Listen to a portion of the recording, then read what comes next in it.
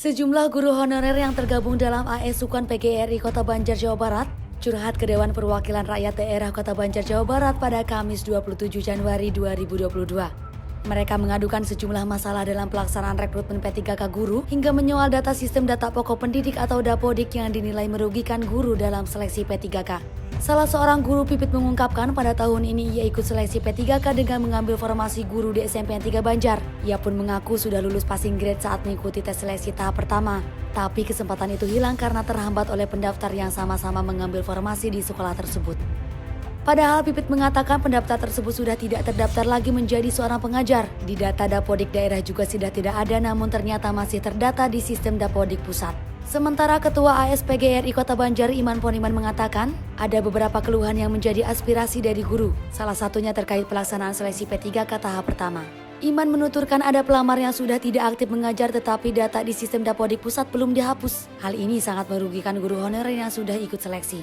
Kemudian pada pelaksanaan seleksi tahap kedua banyak terjadi migrasi dari guru SMP SMA bisa pindah menjadi guru SD sehingga mempengaruhi persaingan.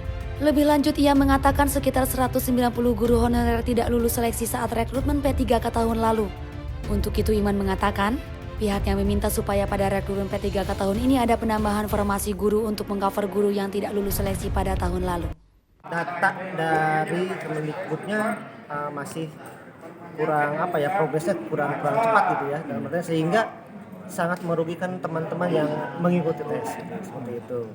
Ada problem apa lagi tuh Pak yang menjadi keluhan dari para guru itu yang terjadi di lapangan? Ya, fenomenanya terjadi di tahap kedua ketika regulasi tentang linearitas ya, di mana banyak migrasi dari guru SMP atau SMK ya, itu bisa pindah menjadi guru SD itu. Jadi seakan-akan guru SD merasa terdesak gitu, banyak saingannya jadi banyak gitu seperti itu.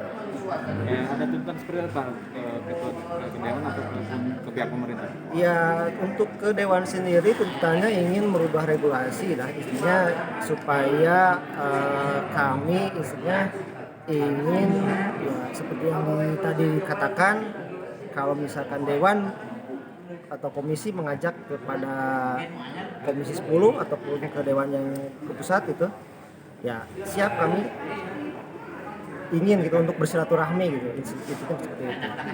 Sejauh ini mungkin ada berapa honor yang mungkin mendaftar mengikuti tes tapi tidak lulus? Gimana? Ada berapa honor yang mungkin mengikuti tes Tidak lulus? Tidak lulus.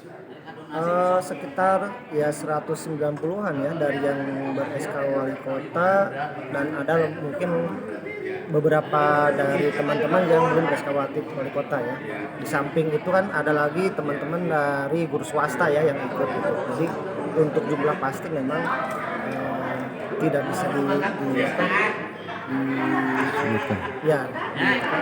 Kalau guru yang sudah bersertifikasi SK atau SK wali kota ada berapa nih? Sekitar ada 60 orang lah gitu ya.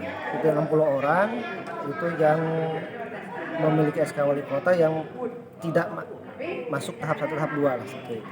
Harapan ke depan seperti apa kan? Ya, harapannya dengan regulasi yang bisa nantinya mengakomodir rekan-rekan yang belum masuk tahap 2 bisa terangkat di tahap 3 ini gitu. Regulasi tentang apa itu Pak? Gimana? Regulasinya tentang apa? Ya, regulasinya keinginannya dari teman-teman honor sendiri kan pelaksanaan untuk tahap 3 kan inginnya ditiadakan. Jadi optimalisasi lah dari tahap 1, tahap 2, terutama teman-teman yang sudah lolos PSIP. Jadi bagaimana nih supaya tidak testing lagi tapi memanfaatkan dan mengoptimalkan supaya ya itu saja yang dimaksimalkan seperti itu.